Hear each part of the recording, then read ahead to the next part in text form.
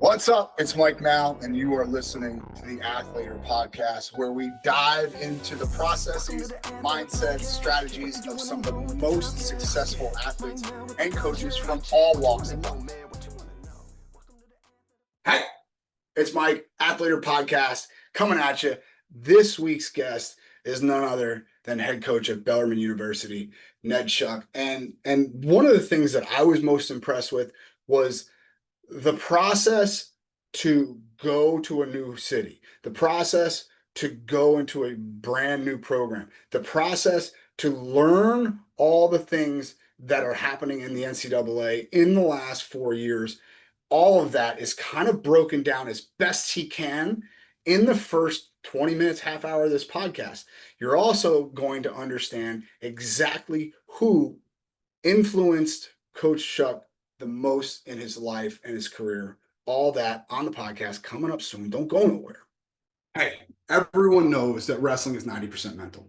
We're super excited to have partnered with Wrestling Mindset, the #1 wrestling specific mindset program in the world.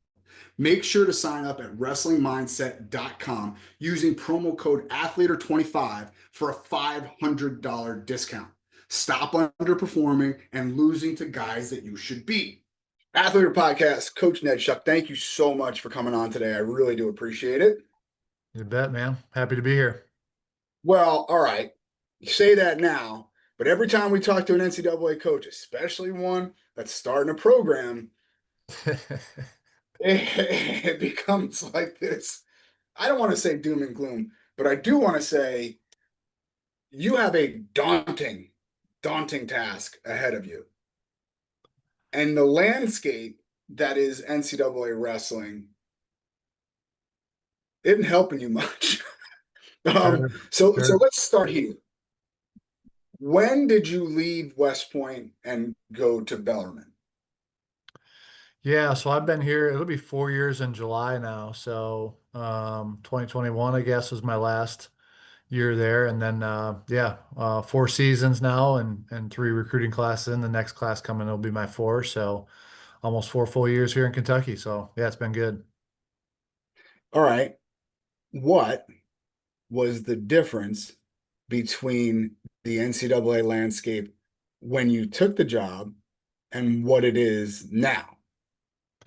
Yeah, I think that's a really awesome question for Bellarmine because they made the transition, from Division II to Division I, and like, hey, they made that decision before I got here.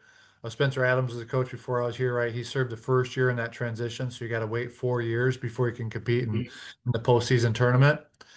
And so they talk about, hey, we made the decision to go Division I, then COVID hit, right? Then they had all the craziness with the transfer portal, then they had the NIL, and now you got revenue share, right? That all happened, and last year was our first season that we got to compete in postseason. So it's been probably not how they thought it was going to go in terms of, hey, we're just going to transition Division I. It's going to be bing, bing, bing like this, and then every wrench you Crazy. could possibly be got thrown into it. So the landscape's definitely changed. So that's been really unique just in terms of the challenge of not just navigating the landscape, but the transition as well during that, right?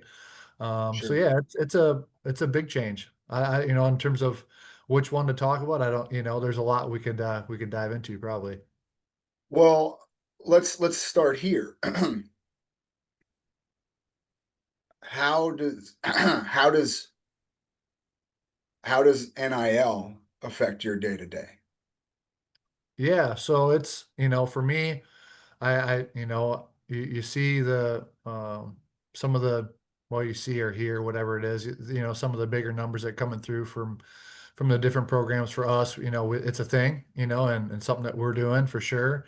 Um, for me, I feel like it gives us a little bit of advantage if I can figure it out better, right? We're not going to be probably in the hundreds of thousands dollar range offering up NIL deals. That's probably never going to be our mantra, our forte, if you will. But it gives us a unique opportunity that we can find a way to get creative and through the NIL money to make it a little bit more manageable for somebody to make that decision that they need to be at Bellarmine as opposed to another mid-level or mid-tier program that, hasn't been on top yet. So, how does it affect my day? It's a part because I know, hey, if we want to get higher level guys, we're gonna have to find new ways to be able to make some of those offers to, help tip the scales, if you will, to get them to commit here. Um, and some of that we've done okay with, and we've failed plenty too. So it's not an easy landscape to navigate and figuring that right thing out. But it's, the bottom line is it's still recruiting, and finances are always going to be a factor in recruiting. And we're just, hey, now I feel like, hey, we have a little more flexibility, because we have some restrictions on what we can do scholarship wise here at Bellarmine that not every institution has to deal with either. And so from that angle, Hey, don't go anywhere. It's Mike. We'll get back to the podcast in just a second. We got to pay the bills though. Do you have an athlete that's looking to break into the social media space? We at athletorlive.com have a brand new in-depth tutorial done by none other than Caden Henshaw. If you don't know who Caden is, he's not even a Division I wrestler, yet he's got hundreds of thousands of engaged followers. Learn how to create engaging content, grow your followers, and open up new opportunities in the NIL space. Go to athletorlive.com/Caden and we'll give you the first module completely free. hey, it gives us a little more opportunity. What type of restrictions do you mean you have Uh, scholarship wise? Yeah, more so just some of the model and like the number, right? Obviously the 9.9 is what was operated under, up till this season essentially. We weren't, we weren't anywhere near that number. And so it's an enrollment driven school. And so that, with that comes some unique challenges too as a private. We have a sticker price that, nobody pays, but when people look at that, they're like, oh my God, I can't, I can't afford to go to school there without a massive athletic scholarship. And so those are some of the restrictions that we have to play within that, don't come across as like huge selling points right away off the get-go that, oh wow, look what Bellarmine's got this or that. We have to really get to know the kid and explain those things. Wrestling, Bellarmine's only had 9 seasons. And so for wrestling, and so from that Mhm. side of things, it's not widely known yet. So we have to do a much better job of getting out and marketing and telling people what it is and getting them close, far enough into the process where we can show them, hey, this is what it would actually cost for you to be here. So those are some of the restrictions, some of the models, and what we're capable and able to do, just scholarship number wise, what the financial aid office does here, and it being a private institution all together. Mhm. You said you failed a bunch at first. What, well, I mean, everyone does, right? Like, because Yeah. there's really there's no scaffolding, there's no head coaching rule book or handbook that they hand you right away. And every institution's different. And you didn't even have to deal with money when you were at West Point. Like, it was the Yeah. complete opposite. Everybody was on scholarship, technically. Yep. Um, what are the biggest learning points that you had in the first couple years? Man, there's a lot. I think one of the things that really helped me, like, is just trying to embrace the challenge, right? Because, even in talking about, we already discussed briefly the NIL stuff and some of the other things that are happening. Like, you could really look at that, I think, as being like, oh my gosh, what are we going to do? Like, we don't have this, we don't have that. You could go down that road pretty easily. And so for me, some of the challenges I had to overcome early, here was like, hey, just that fact, like, hey, let's embrace these. Like, we're unique, and this is something that is going to help me be a better coach. It's going to help me grow, and as I figure out these problems, I always tell people we're a solutions based organization. So let's find a solution. We got a problem. We got a recruit that we can't get. We think we're not ahead on, or something like that. All right, let's figure out what can we do to make a change here and be creative to find new ways to make things happen. And so, I had to be really creative in changing the culture of the team. I was very fortunate to have a good group of guys when I got here that were super high character. Coach Adams did a great job with just building high level kids that, were taking care of business. over a program, that's a fear, like you just never know what Sure. you're gonna get. And so from that side of things, it was great. And I was just like, all right, setting some of my expectations on the wrestling side of things, training side, but we had a group of guys that were great dudes that like they jumped right in. And so from some of that standpoint, those were some of the challenges right away. But you have to, you're not you're not the most funded, you don't have the most scholarships. And so it's like, all right, how do we navigate these waters? And if I were to kind of look at that as, oh, we don't have this and we don't have that, and just and really stay in that space, I think it would have been a really hard time to get to where we're at right now. And we're just trying to continue to have a good time, have fun with our training, have fun with our program, what we're doing. So we find unique ways to do just that, and celebrate and have a good time together, and enjoy the competition side of it too. And I think because that's been our focus, we've been able to, make some big gains. And every coach wants more, and we want to perform at a higher level. But I feel really good about what our team has done and where we're going.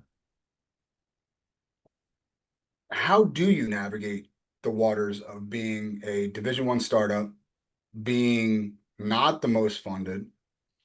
Maybe you're not going to be in the conversation for those six-figure NIL deals. How do you navigate that? Yeah. How do you tell a kid, like, hey, this is where you need to be, and here's why?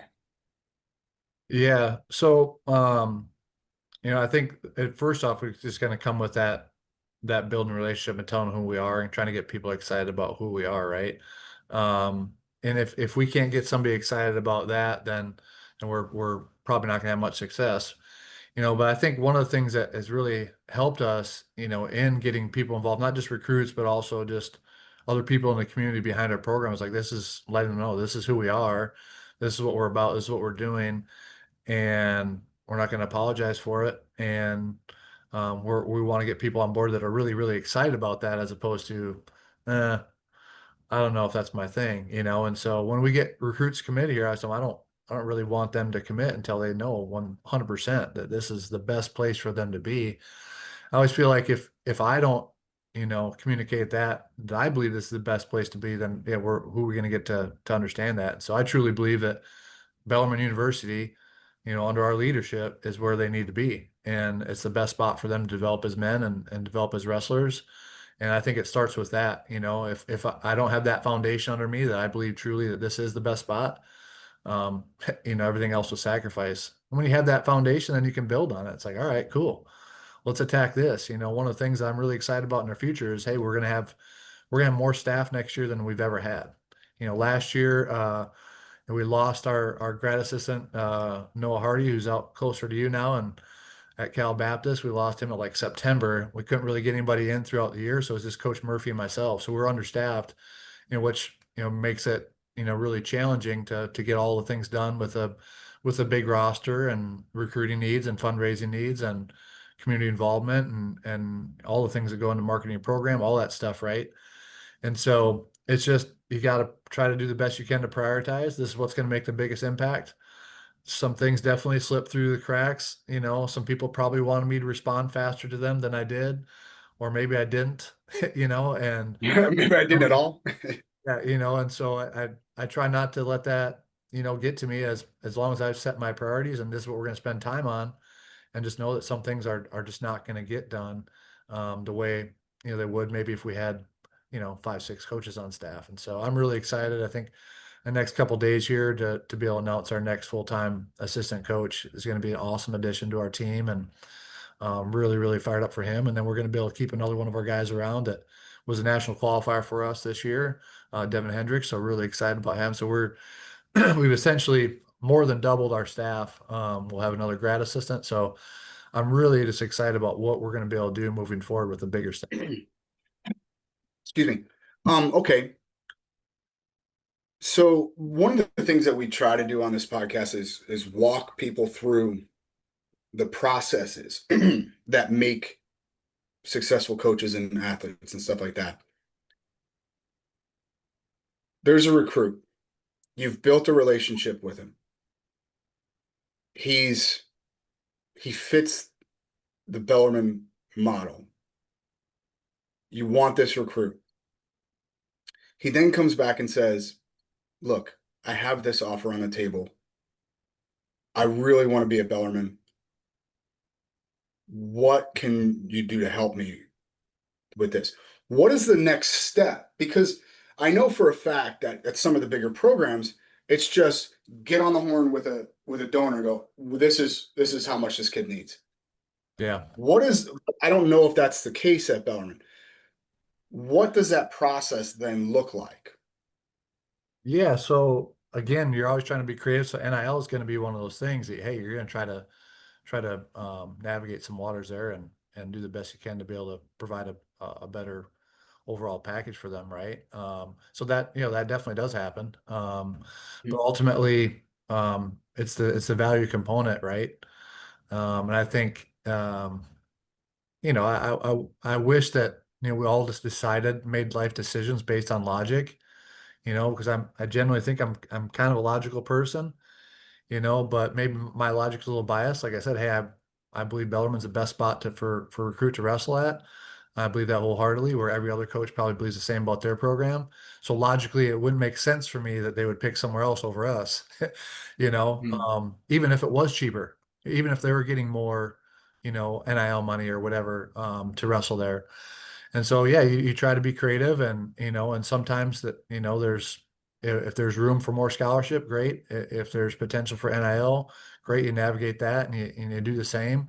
Our waters just aren't as deep, when it comes to Mhm. some of those pocketbooks, maybe as, maybe some of the top, five programs are. And so you look at whatever you can do and you go to bat for them, just like I'm going to go to bat for them when when they're into our program, you're going to fight for them. If you truly believe that that's, they're the best, for your program, that's the person you want, then you do everything you can to make it make the deal happen. But Sure, eventually you're going to come to, hey, this is where we're at. This is the best that we're going to be able to do. And then you sell your value. And I think, sometimes, if it was just about price, then, we wouldn't buy, Ferraris. I don't have a Ferrari, but, it'd be kind of cool to have one. I got a Chrysler 200 instead, but, but you know what I mean? Like it doesn't make sense to have a Ferrari, right? It doesn't make sense right. to go on 15 vacations a year. Like financially, that doesn't make sense to do that. It's not the best use of your money, but Mhm. all kinds of people do it, right?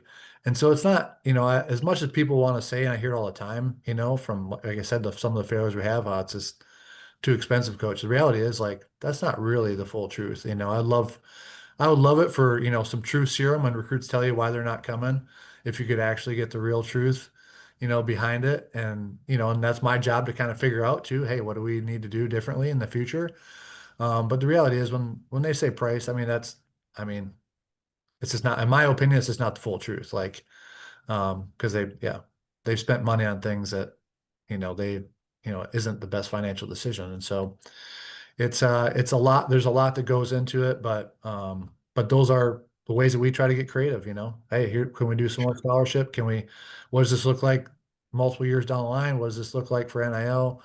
What other unique opportunities can we provide for you here, that maybe you're not going to get out of other institutions? You say creative, and that's kind of where we're at. We're meaning, you know, I love, and I know Joel and I talk about this quite a bit, is like, okay, we have to get creative on ways to do this or ways to do that. What does that mean in that instance?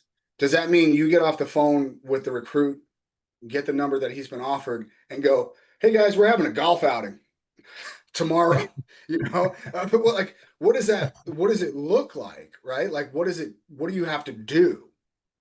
Yeah. Well, a big part of that is pre-planning, right? It wouldn't be a surprise, if tomorrow a recruit told me I need some more money, like, Right. and so it's never like earth-shattering if that is the message that comes across. And so there's pre-planning. So you kind of know what you're capable and what you're not, what you have in the Mhm. kitty and what you don't have in the kitty. But obviously there's other, factors with NIL stuff, like you don't even like you don't have control over that, and so, um, just because what I think is there doesn't necessarily mean that's what's there.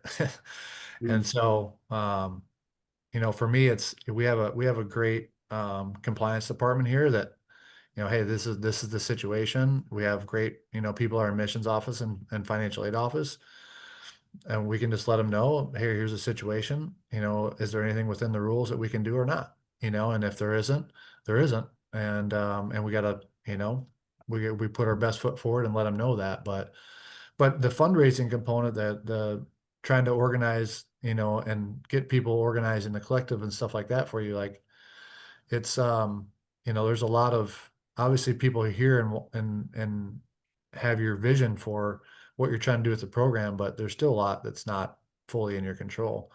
And so Sure. it's not necessarily, all right, hey, we're gonna do this golf outing tomorrow because this recruit needs another 10 grand or something, like that doesn't Mm. quite work out that way. Mm. But yeah, you have, when I say be creative, like, all right, what else can we do to raise money for this program and to put us in the best position so that, hey, when these opportunities present, and then we're ready for it. And so fundraising is something that, it looks so different. I think at every institution I've been at, I coached high school right out of college, and then I was an assistant coach at a Division 3 school, then a head coach at two Division 3 schools before going to West Point, right? Fundraising at West Point looked different than those. Fundraising here at Bellarmine looks different than that. And so with only having 9 years, you don't have a big alumni base. You're connecting more with business people, and at least that's what we're trying to do is get to know some other people in the community and get people that have a love or passion for wrestling or just for helping, collegiate level athletes that see value in what we're doing. And so that networking and those creative solutions look different for me at Bellarmine than they did anywhere else. And I think every school has their own unique avenue for fundraising challenges that they experience. Sure. That was actually going to be my next question. On the fundraising um, topic, you know, coming in as a new coach is one thing. Coming Yeah. in as a coach who's trying to get to a Division 1 level is another thing. Coming in as a head coach of a very young program, only 9 years old collectively, is another thing. Who is your now now you are not a dumb person. You know that if you want to be successful, you have to fundraise at this level. Who was your first call to? Yeah, so you build relationships, over that. But I was never of the mindset of, hey, I just left West Point. Let me call this West Point grad and see if he wants to give money to Bellarmine. That wasn't my, I just, I didn't feel right about that, and so Sure. I haven't gone down that road. So it was more of, some of the personal relationships I had family wise, things like that. Hey, this is what I'm doing moving forward. You've been a part of, following me in each institution. And so some of those people have been behind it. That's kind of where I went, the warm market, if you will. And then Yeah. it was, all right, hey, let's start trying to connect with some more people here in Louisville and find who else is passionate about wrestling. Kentucky wrestling is really growing, and it's been a lot of fun to be a small part of that process to see it grow. But we're really trying to get a lot of people around growing the sport and growing our program. Selfishly, like the more it grows here in Kentucky, the more, we're the only Division 1 team in Kentucky.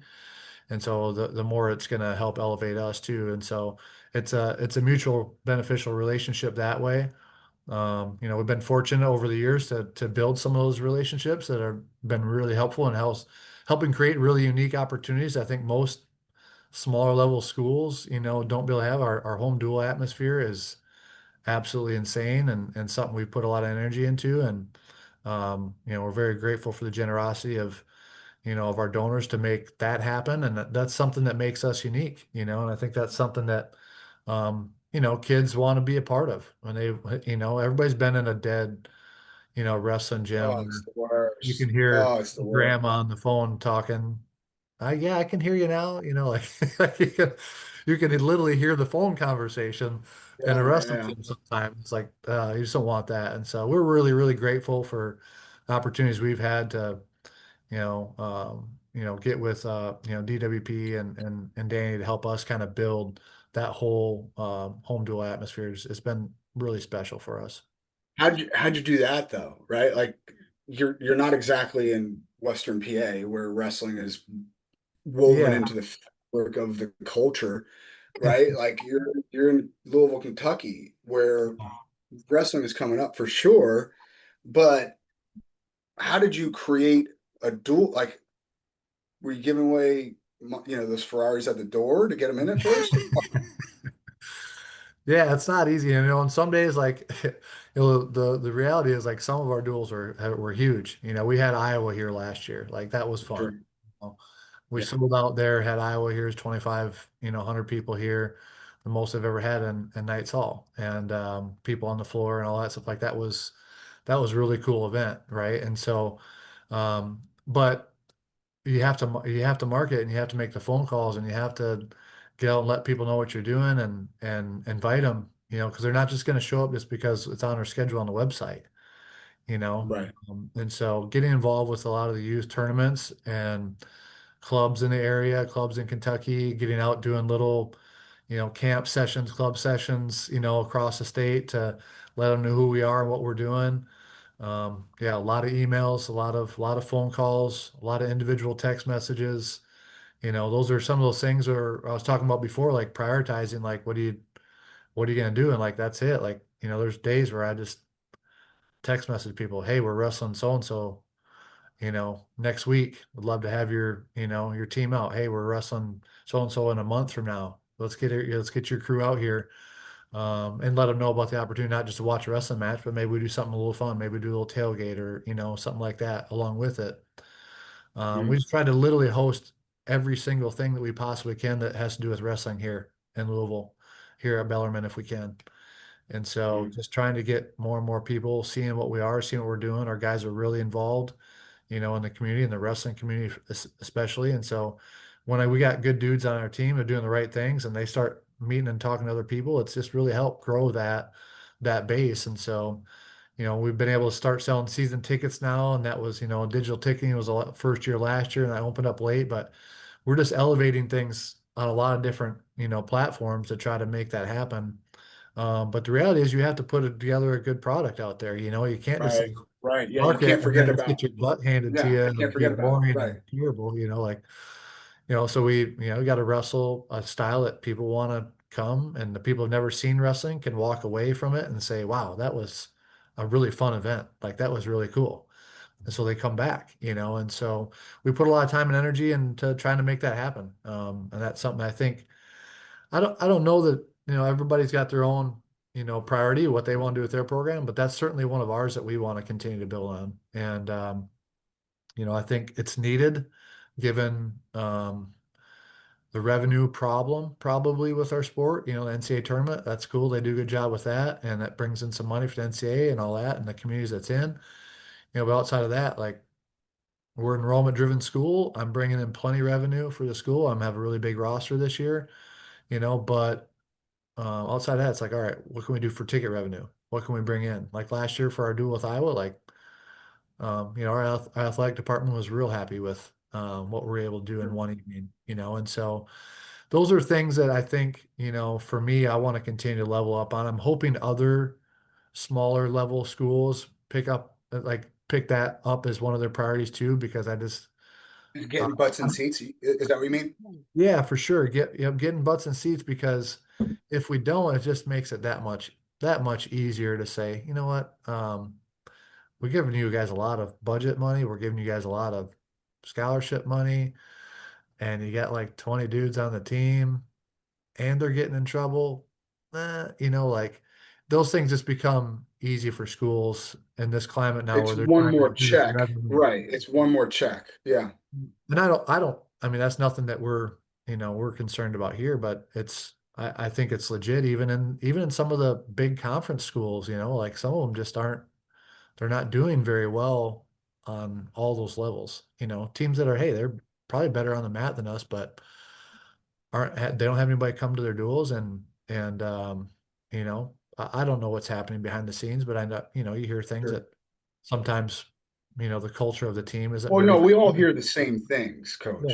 We all hear the same things. So, all right, let's say just in a hypothetical situation,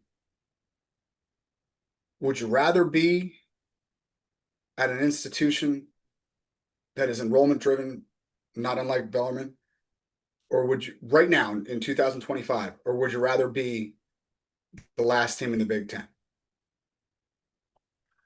Ooh, yeah. I wish I could say I could really understand the Big Ten, the last team in the Big Ten and what I really don't know much about that, just because part of, building a program and dialing in, I don't pay as much attention to what other people are doing or what their struggles might be.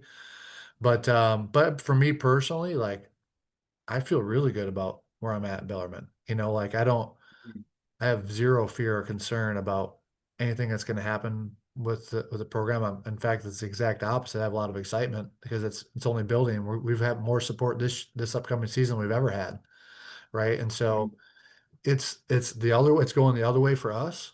And mhm, I hope that's the case for the other programs too, because I want wrestling to be strong, but I don't know, and maybe some of the things I'm hearing doesn't look like that's going to be the case for maybe some of those lower level, big conference schools that their support, their funding is not going the right direction, is in fact getting less. And so mhm. for me, it's just, hey, we're excited about what we're doing and the fact that our administrations is supporting us more than ever. And so for me, that's an easy, hey, I want to be here at Bellarmine. Sure. What does rev share look like at a Bellarmine? Yeah, so we're not opting in. So the rev share thing it won't be something we'll really deal with. So we won't have that whole deal. I know there's talk of the roster cap stuff on that. Any of that stuff wouldn't apply to us with us opting out. So from that angle, it's my job is from the revenue side is, yeah, I want to try to pull in as much money for the school as I possibly can. And should they choose to give me some of that, slice of that pie, cool. If they don't, Yeah. cool, because we want it anyway. It doesn't matter. Yeah. So that's Right. really the revenue side of things, the only thing that we're just trying to bring more money in, but we don't have distributions or that stuff coming. So Okay. All right. So that's good. And when I say it's good, it's when some of the smaller schools start opting in to this rev share, yeah, a lot of it sounded like a great idea at first, and then all of a sudden you kind of look at the dollars and cents involved and you go, oh, I don't know if this is a great idea. yeah. Um, what advice would you have for a UNI, right, who is overperforming for their, but I don't know if that's sustainable, right? Like that, they overperformed last year for sure. But something tells me that some of that stuff might change and the tide might have to go out there because they are, from what I understand, opting into this rev share. What kind of advice would you have for a Schwab? Not that you're going to give advice to Schwab, but someone like that. And God Yeah. knows Schwab does not take advice all that well all the time. But I guess he's a friend of mine and it's something that's been in the forefront of my mind. Yeah. What can he do? Right? Like I know creativity is one thing and they're good at it. They're real good at it. But what can he do to kind of stop some of the bleeding there? Yeah, I mean, he's doing a phenomenal job. I was teammates with him at Iowa, and so a ton of respect for Doug and what he's doing there. In terms of the creative side of things, if they're opting in and I'm assuming I don't know what it is, but I'm assuming they're probably not going to get the wrestlers on this team are probably not going to get a big slice of the revenue that comes in, from that angle. And so it doesn't really change anything for them though. Like they weren't getting any revenue anyway, so they're still Yeah. operating under the same thing. It's just now they're competing against other schools. They were a top program last year and they found a way to get that done, having maybe not as much as those other institutions did, and they outperformed them. They outperformed certainly a lot more teams that had more funding and that than they did, right? More better facilities, whatever it may be. And so It doesn't, that's kind of what I was going at earlier. Like, it doesn't always come down to dollars and cents. Like, that's a leadership thing. And Doug's doing a heck of a job, his whole staff, they're incredible. Gotten to know Lee Roper pretty well. I know he's down at Oklahoma State now, but like those guys have done a great job of leading that team and being creative. They fill the stands. Like, Yeah. they've done a lot of those things already to help them to get to where they're at. Now it's just, we'll see what these other schools start dishing out, just maybe make it a little bit more difficult if they're recruiting against a kid that, hey, they're going to get this revenue share, or the transfer portal, they can get a kid and pull over and say, hey, you're going to get this scholarship, you're going to get this NIL, and you're going to get this part of revenue share. But I've asked around a little bit just in some of the coaches, and I don't, I don't have, super close relationships with guys where they would feel comfortable, I think, sharing all the information. But, I haven't really heard a whole lot of like positive, oh yeah, they're going to give us this portion of revenue share for our wrestling team. I haven't heard a Mhm. whole lot of that. So I don't know that for your example that you gave, you and I, like how much more are they going to have to, overcome? Like they've already found a way, they've already found a way to kind of do that. And I would say Doug's probably would probably tell you that they didn't overperform from his standpoint, right? But from a general standpoint, I understand what you're saying. Like, um, all logic would tell you that they shouldn't have finished that high. Yeah, As a coach, we think, yeah, we should finish up top all the time. And so I think they're doing a great job, and they've done a holistic approach to building the program and doing it. Seems like they're doing it the right way from everything I can see. And so I don't think much is probably going to change there for him, but I'm not in his seat either. So who I knows? understand. I understand. What does the opting out process look like? Did you have any say in the matter? I mean, it's a school decision. There was conversations, pretty informal though, like where, I was Mhm. able to give some input on what I thought. But yeah, it's always determined by the school and the athletic department together. So, but yeah, we had some general conversations. To me, it was a no-brainer for us to opt out here, and I think it's the best fit for who we are as an institution and Mm. moving forward. So I'm glad that that's the direction we went. For some of these schools that decide to opt into the revenue sharing, do you think any of the coaches get any input into that at all? Yeah, I'm not sure. We have a few schools in our conference that I know we're kind of like wavering whether they're going to opt in, opt out, and I don't even know that I could tell you all the ones that are in or out within our conference right now, but um I don't this is our job as wrestling coaches, I think, is we have to do a better job of being involved. This is something I've learned from, business mentors.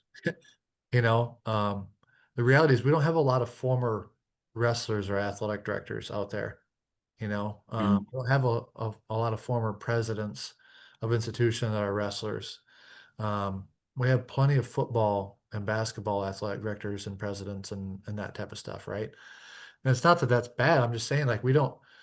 Sometimes we kick ourselves in the butt, and we don't put ourselves in the best situation. And so, you know, um, when I say best situation, meaning like to like give that kind of leadership feedback to an institution, Mm. whether you should opt in or opt out, and actually have a seat at the table, right? You have to show your you have to show your value, and you have to have a relationship in order to be able to have that value. And so I'm not sure how many of those coaches have built that. I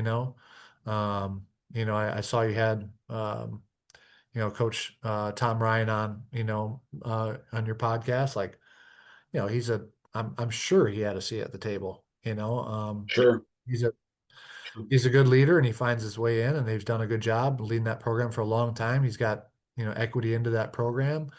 So I imagine that he did. Now somebody that's a But lower something tells me level. that he's probably the exception, Yeah, not the. it could.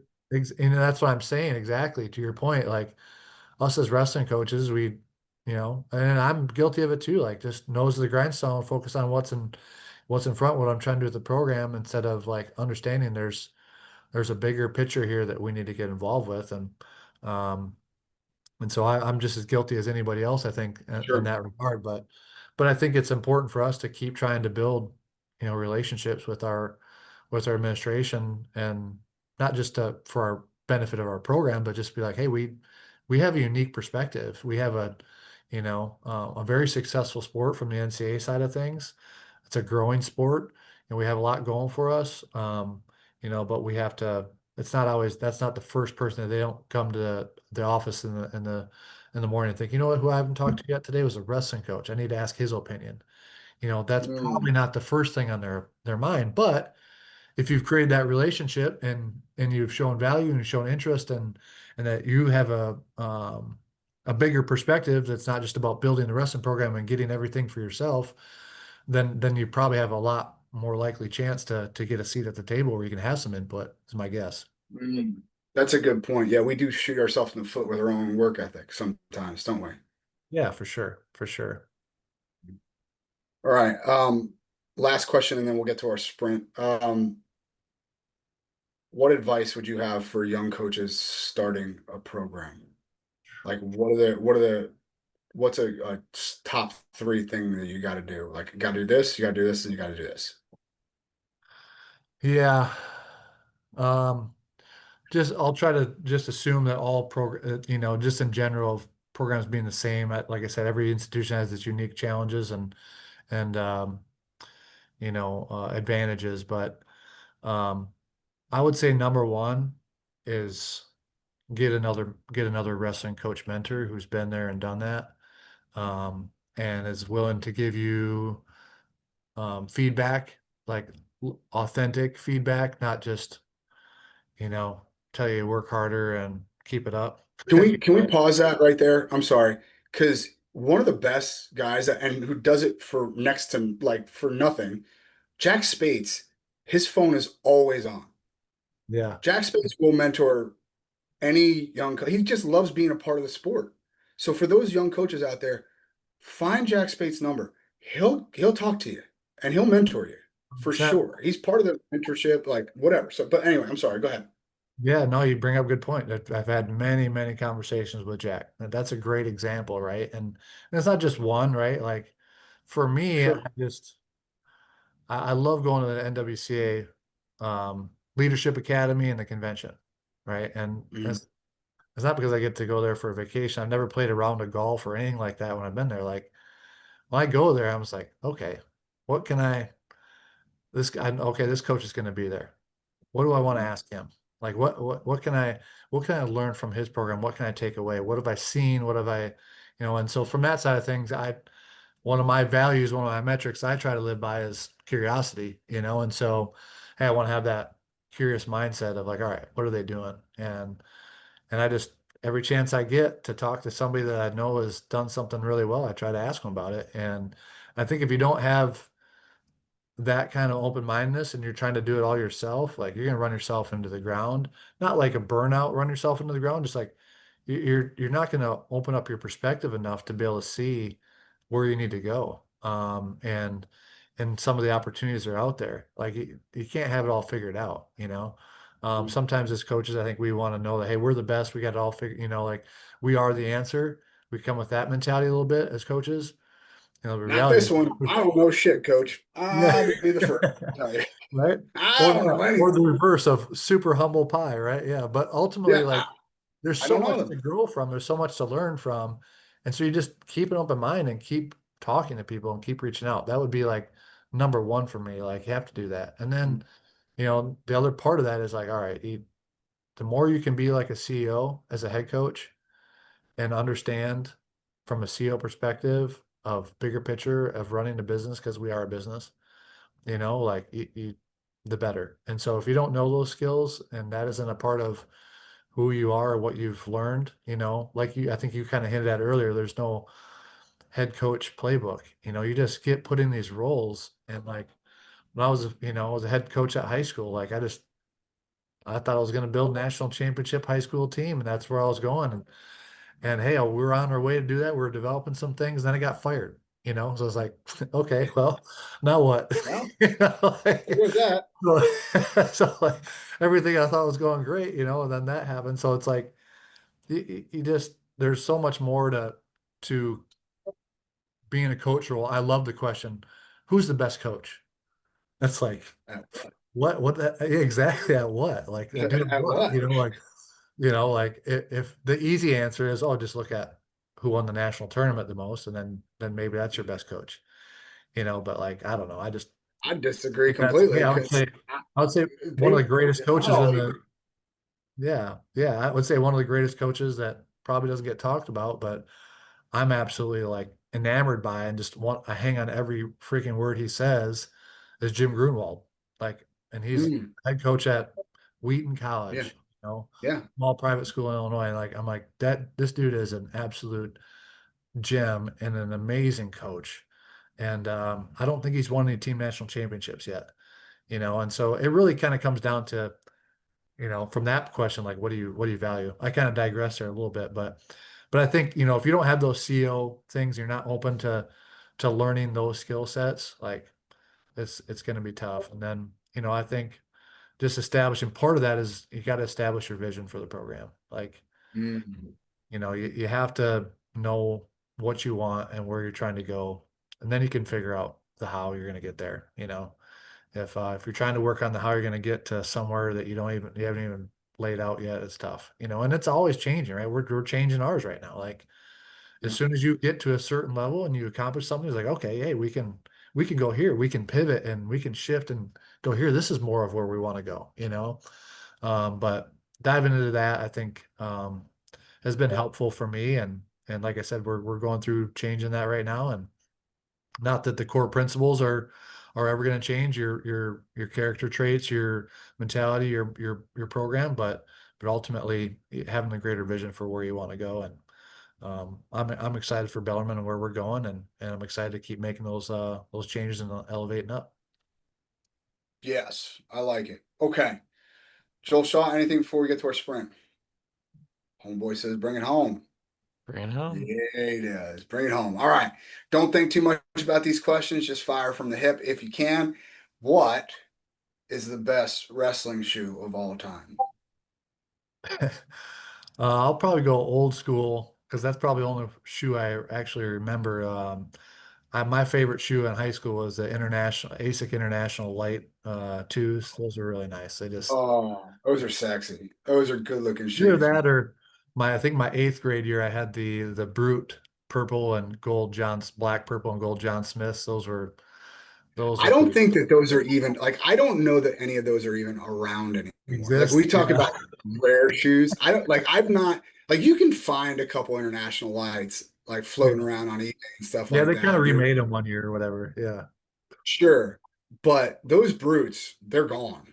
Like I don't even I'd be very surprised if John even has a I pair. was gonna I'd say be John might have a couple. Yeah. yeah. I I'm going out to Stillwater here soon. I might hit him up. Okay. Um, okay. We need a book recommendation, and my hope is that it's something to do with the principles that you kind of laid out for starting that program, and how the how you kind of had the roadmap, something that would help someone along the way. Sure.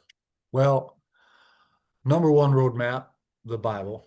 Mhm. That's I'll give you two because that's like the gimme, right? That's the best book Right. there is Sure. ever ever written by far. And that's really, to be honest with you, like the principles of our program, all that stuff, like that's where it comes from. And Mhm. that's what we're about. If I were to think a little bit more along the lines of like actual business application stuff, oh man, there's some really good ones. Um, my first one that kind of helped me on the business side of Mhm. things was How to Win Friends and Influence People. That was a Dale Carnegie. Like that was like a guarantee. Like this is something that you gotta know and understand. Staple. Um, Right. yeah. Other than that, oh, another one I like is the Pumpkin Plan. I don't know if you ever heard of that one. Okay. No, It's I've not. the Pumpkin Plan is it's a little bit more like how it operates. Like it can kind of help you lay out your business a little bit, but it kind of gives, my favorite part about it was that it gives them, like, it helps you create like non-negotiables. Like this is, Mm, these are some of the things that we're going to be about, our institute's going to be about, right? And it just kind of helps you dial in a little bit more on the things that you're doing within your business and help them provide that. So those are a couple, but man, there's so many. It those are just, good though. I've never yeah, heard of the pumpkin plant. I have to get that one. yeah. It's probably not it's not like I think of like just an awesome book to read was Living with a Seal. Like this is so fun to read. It's just an awesome, really Sure. funny book, you know. So it doesn't read like that, but it's good information. E-Myth Revisited is another amazing one for getting your business set up too. Beautiful. Okay. Um, you only get four. They have to be American. Who is on your Mount Rushmore of wrestling? Um, man, I'll speak from personal influence first. That also I think the world would obviously recognize. My eighth grade year is the first year I went to University of Iowa camp, and the first time I got a chance to listen to Dan Gable talk, and that changed my life forever. And so, Hmm. impact wise, Coach Gable's had a tremendous impact on our sport, and he was a pretty good wrestler too, it turns out, and coach. So I think he should probably be up there. Sure. More recent, probably one of my favorite athletes that just seems to be really, really consistent with literally everything is Jordan Burroughs.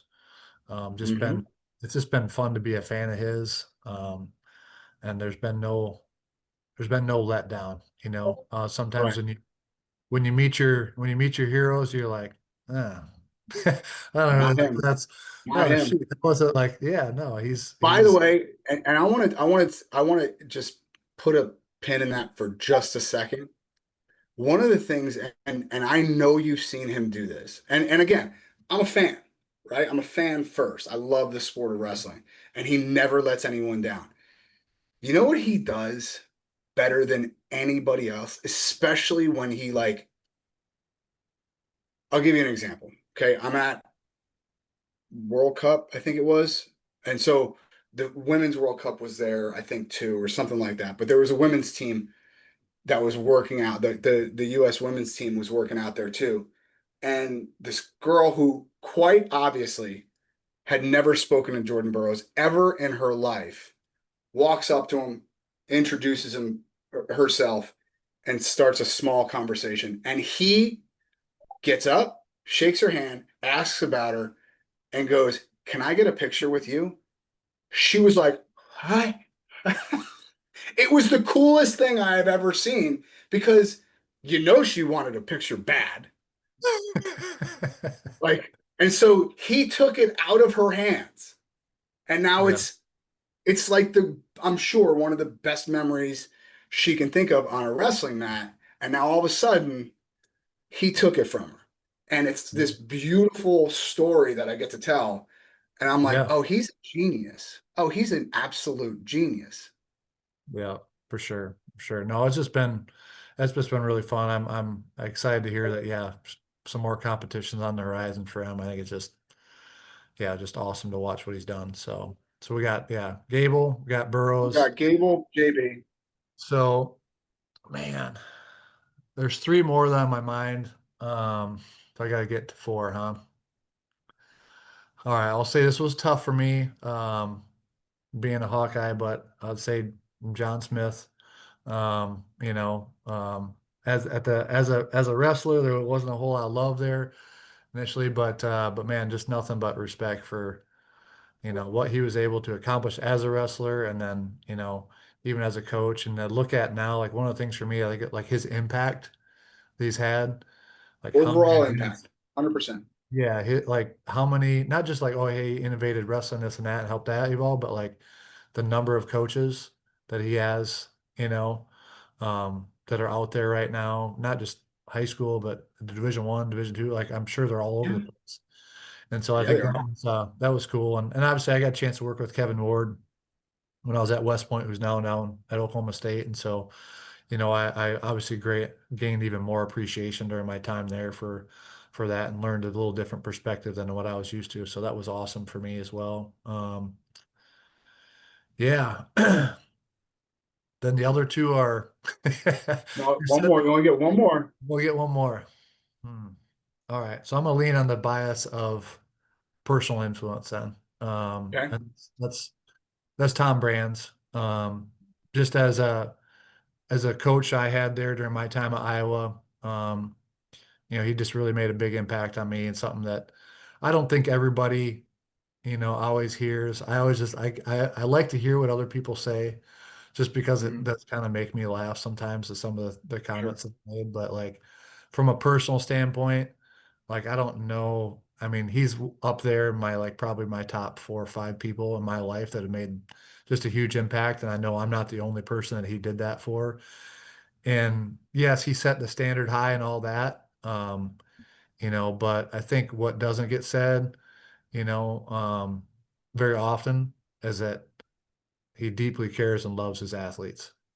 And Mm, I always felt that, and I've always felt that, mm, with him afterwards, even now as a coach, when we came down here from, like, I still felt that, and so the impact he had in my life that way was huge. And I think he's had a tremendous impact and just an influence as how he wrestled and just how many people tried to emulate what he's done, and pretty much nobody can get to mhm.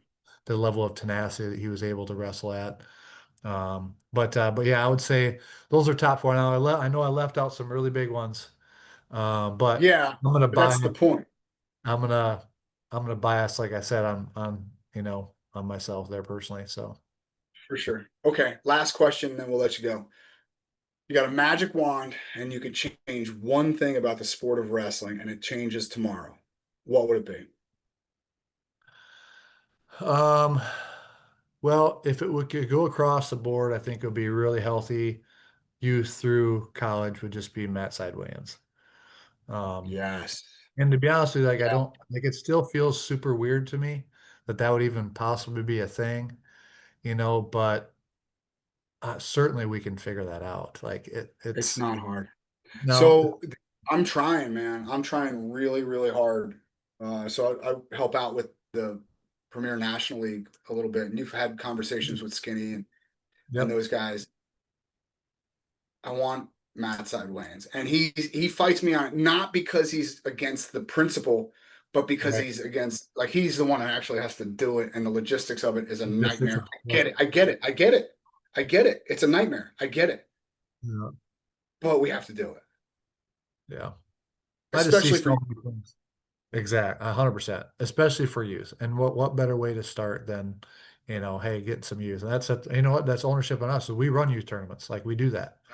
And so Yeah. that's easy solution for me. Let's find a way to do that. And if it's easy, then cool. We should be able to do it. And let's do it for our youth tournaments It we ain't run. easy. It ain't easy. They keep telling me. Whatever. I'm like, It's it's easy. right. But you know what? I mean, on the other side, like what's the detriment? Oh, the tournament's going to go too long. I mean, how many tournaments do we go to we actually start on time in youth wrestling? Like almost Sure. none, right? I mean, ours do, Yeah. but outside of that, like I've been to tournaments with my kids. We didn't start 3 hours late. That's like, how can that Yeah. even be a thing? Like Yeah. we kill ourselves. So it's not pretend that, oh, it might take a little bit. If we got to scratch somebody doesn't get to wrestle because they missed weight, or, it's like Mhm. they know what they weigh because Yeah. they don't have to cut weight. It's not like they're going to know if they're on weight or not. So yeah, it's those are some of the things I think, you just see too much negative. I mean, we still have a lot of old school thought around weight class, oh, I never wrestled, but my uncle did. And I remember when he did but to cut weight. And I was like, oh, geez. I was like, it just has destroyed our sport. You know? You have no easier way of shutting my brain off than going, I didn't wrestle, but I'm like, so if we're like I'm gone. Like if you're talking to me about cutting weight and you start that conversation with, well, I didn't wrestle, but I'm out. Yeah. I'm out. Because you don't know what it's like. And yeah, these kids are really, you know, a lot of them are doing it the wrong way still. And Yeah. there's a And lot information out there. Yeah, there's a lot of information out there, which is hopefully preventing more of it. But the reality is, coaches, I'm 43. I bet, you guys in the same boat. And Joel, I don't know you as well, but I imagine we've all been in a situation where it got a little scary. Yeah. It got a little too Oh, scary. I could It's just rattle like, off 5. yeah. So it's like, why? For what? Why are we doing I this? mean, Yeah, for what? 100%. So, yeah. More recently than I care to admit. True. Okay. Yeah. Coach, thank you so much for spending some time with us and giving us a little slice of your brain and what it takes to really compete at that level. Thank you very much. Oh man, my pleasure. Thanks for having me. It was a lot of fun talking with you. All right. Talk to you soon, Coach. Thank you. Welcome to the Athletor Podcast. Wait. Don't go anywhere before you hit that next button. If you enjoyed listening to this episode, do us a huge favor. Click that subscribe button. And if you're so inclined, leave a review and share it.